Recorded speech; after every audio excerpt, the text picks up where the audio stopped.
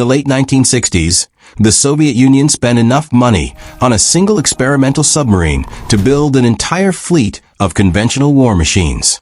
This was Submarine K-222, codenamed by Soviet admirals as the Golden Fish. Evaluated as a standalone asset in today's money, its true net worth would easily surpass $2.8 billion USD, making it the most expensive underwater warship of the Cold War. Welded inside sealed, gas-filled chambers using the rarest metal on Earth, this vessel was designed to break the laws of naval physics. Yet, after spending billions, the Kremlin quietly abandoned it after building just one. Why did the USSR drain its defense budget for a single submarine made of pure titanium? And what terrifying flaw forced them to scrap a $2.8 billion monster? To understand why the Kremlin authorized a $2.8 billion gamble, you have to look at the terrifying reality of the 1960s Cold War ocean. American aircraft carrier strike groups ruled the seas. These floating fortresses held unstoppable air wings capable of launching thermonuclear warheads deep into the Soviet heartland within minutes.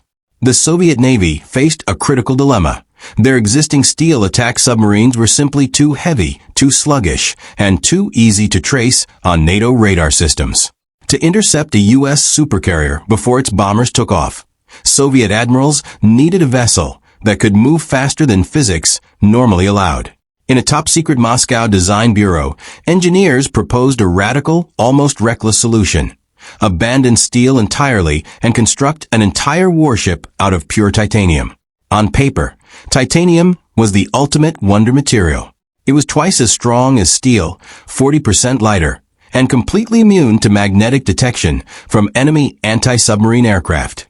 A titanium hull could plunge to extreme ocean depths and sprint through water like an underwater missile. But there was a catastrophic catch. In the 1960s, titanium was the single most expensive strategic raw material on Earth. Processing it required massive amounts of electrical energy, specialized industrial infrastructure, and secret metallurgical techniques that didn't even exist yet. To build just one hull, the Soviet Union would have to secure a staggering percentage of the planet's total refined titanium supply, turning a simple submarine project into an astronomical economic gamble. When construction began at the classified Sevmash shipyards in Severodvinsk, Soviet accountants realized they weren't just building a warship. They were funding an industrial nightmare. The primary barrier wasn't designing the hull. It was welding it. Titanium possesses a deadly engineering flaw. The moment molten titanium touches oxygen, nitrogen, or hydrogen in normal air, it instantly oxidizes, turning brittle and shattering under ocean pressure. To solve this, the Soviets constructed airtight, hermetically sealed assembly halls filled entirely with pure argon gas. Welders couldn't wear standard gear. They had to enter these suffocating, oxygen-free chambers wearing pressurized, air-fed space suits resembling cosmonaut uniforms. If a welder's suit leaked for even 3 seconds, they would asphyxiate instantly. The specialized air purification systems, specialized plasma torches, and life support infrastructure alone consumed millions before a single piece of metal was joined. Now, let's break down where that astronomical $2.8 billion net worth actually went. First, raw material procurement.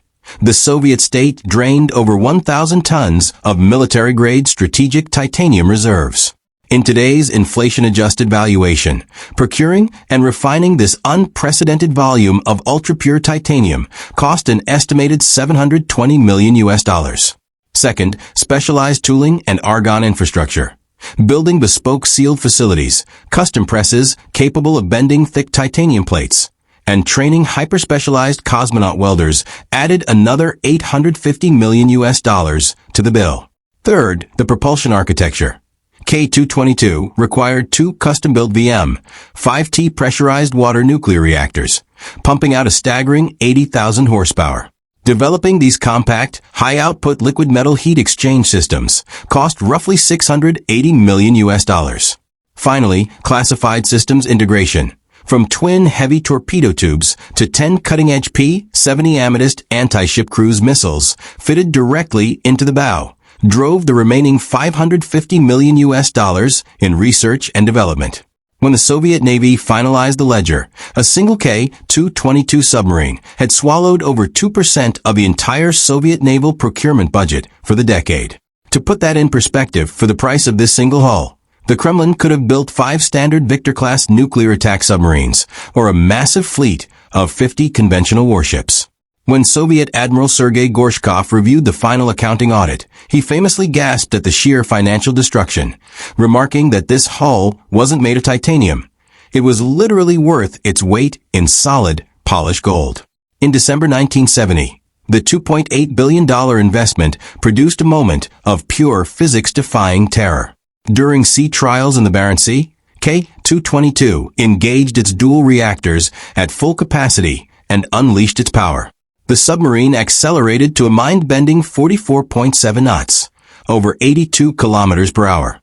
It didn't just move through water. It shattered hydrodynamic limits, officially becoming the fastest submarine in recorded human history, a record that stands unbroken to this day. It easily outran every NATO warship and torpedo on Earth.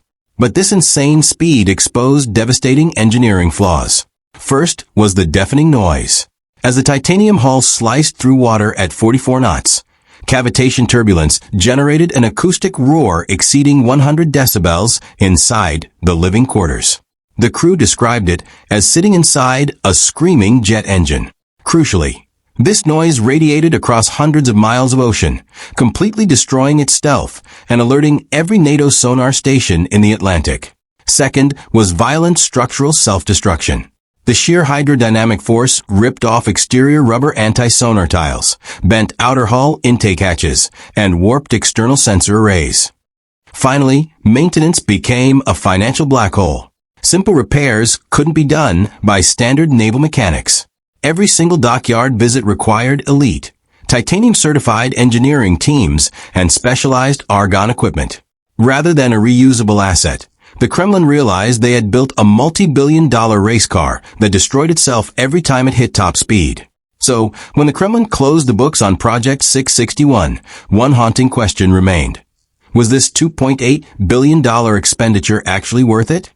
If you look at the immediate return on investment, the answer is a resounding no.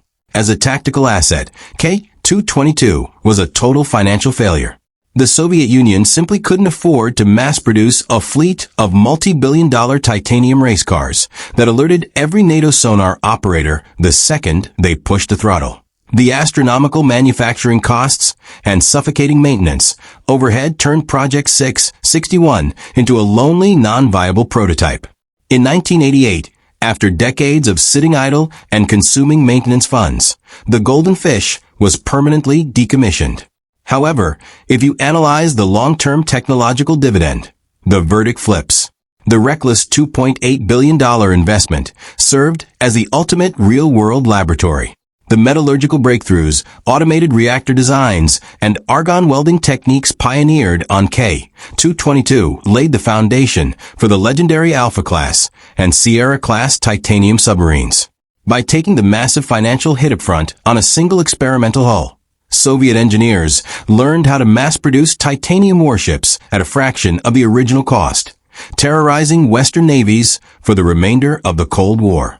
In March 2010, the decaying hull of K-222 was quietly dismantled at the Submarine shipyards, the exact same facility where its multi-billion-dollar story began.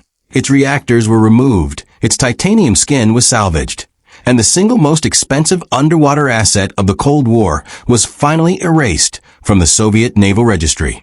It remains a stark historical lesson. In the high-stakes game of military naval finance, building the fastest, most expensive warship on Earth means nothing if it bankrupts the nation trying to sail it.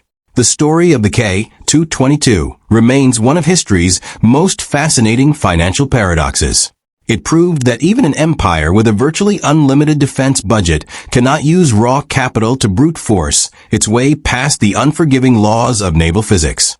If you find military economics, classified defense spending, and historical asset valuations as fascinating as we do, make sure to hit that subscribe button to join billion-dollar battleships.